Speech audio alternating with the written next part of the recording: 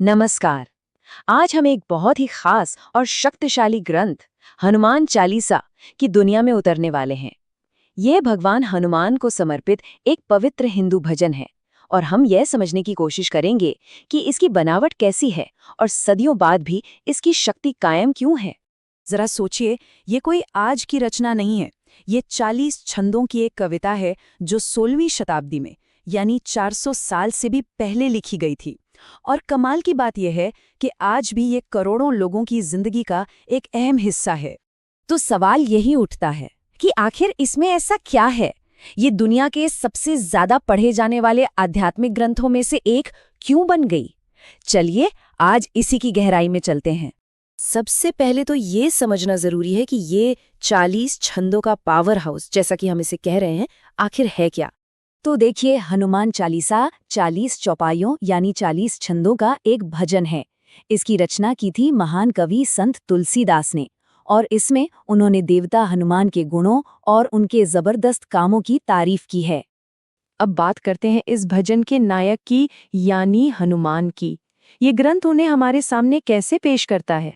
चालीसा सिर्फ उनके गुणों का बखान नहीं करती, बल्कि वो हनुमान की एक जीती जागती तस्वीर खींच देती है। जैसे ये चौपाई कहती है, कंचन बरन बिराज सुबेसा, कानन कुंडल कुंचित केसा।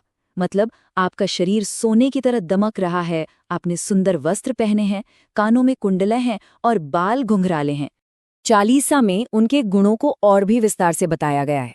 जैसे उनका सोने जैसा शरीर है, हाथ में गदा और ध्वजा है।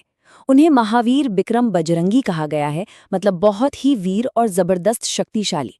और साथ ही विद्यावान गुणी अति चातुर भी, यानी वो महान ज्ञानी, गुणी और बेहद चतुर भी हैं।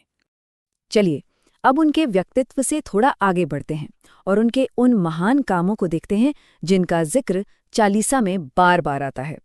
चालीसा में उनके 4 ऐसे कारनामों का जिक्र है जिन्हें भुलाया नहीं जा सकता। पहला, जब उन्होंने माता सीता को खोजने के लिए एक ही छलांग में पूरा समुद्र पार कर लिया। दूसरा, जब उन्होंने एक भयानक रूप लेकर लंका को जला दिया। तीसरा, राम के भाई लक्ष्मण के प्राण बचाने के लिए पूरा का पूरा पहाड़ उठाकर संजीवनी बूटी ले आए। और चौथा, सुग्रीव को राम से मिलाकर उसका खोया हुआ राज्य वापस दिलाया।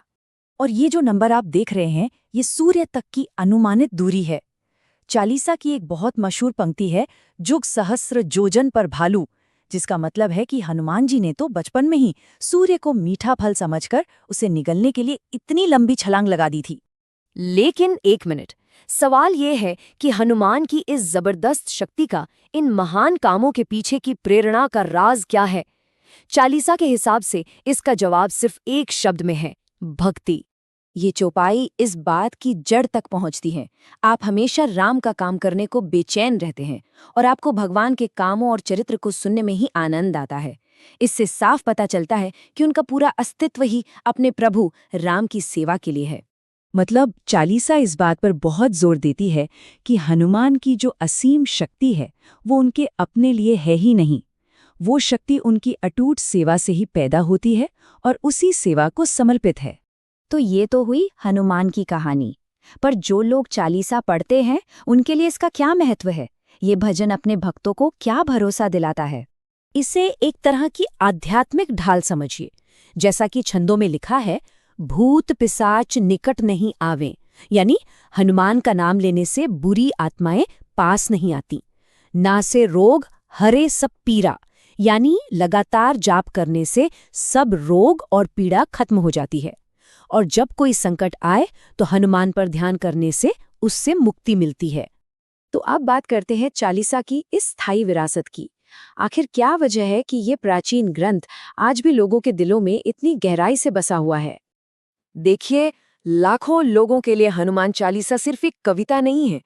ये हिम्मत का एक स्रोत है, डर को भगाने का मंत्र है और निस्वार्थ शक्ति के उस महान प्रतीक से हर रोज जुड़ने का एक जरिया है। और ये जो शक्तिशाली अंतिम दोहा है, वो मानो पूरी चालीसा का सार है। ये एक प्रार्थना है जो कहती है, हे पवन पुत्र, संकटों को हरने वाले, मंगल की मूर्ति, आप राम, लक्ष्मण और सीता जी के साथ मेरे दिल में बस जाइए। ये दैवीय मौजूदगी और सुरक्षा के लिए एक सीधी पुकार है। तो आखिर में ये सवाल जरूर उठता है, इन 40 छंदों की जो सदियों पुरानी शक्ति और लोकप्रियता है, वो हमें शक्ति और भक्ति के लिए हमारी अपनी यानी हर इंसान की गहरी और कभी न खत्म होने वाली ज़रूरत के बारे में क्या बताती है?